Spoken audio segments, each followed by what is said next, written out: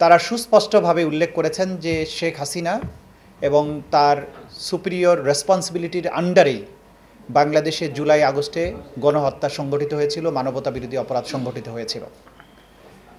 শেখ হাসিনার কমান্ড রেসপন্সিবিলিটির বাইরেও আওয়ামী লীগের সাধারণ সম্পাদক ওবায়দুল কাদের এবং তদানীন্তন স্বরাষ্ট্রমন্ত্রী আসাদুজ্জামান খান কামাল তারাও এই হত্যাকাণ্ডের নির্দেশদাতাদের মধ্যে অন্তর্ভুক্ত বলে জাতিসংঘ রিপোর্ট দিয়েছে।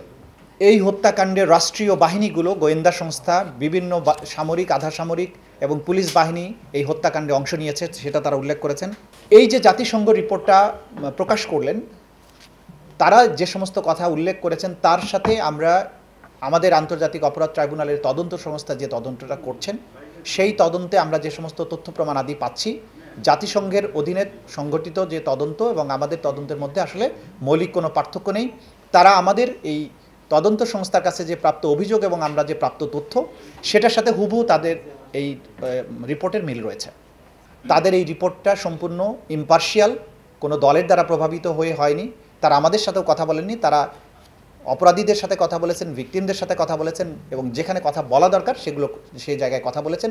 সুতরাং এটা অকাট্য দলিল প্রমাণ হিসাবে এই আদালতে ব্যবহার করা যাবে এবং সেটা আমরা ব্যবহার করব বলে আপনাদের জানাচ্ছি।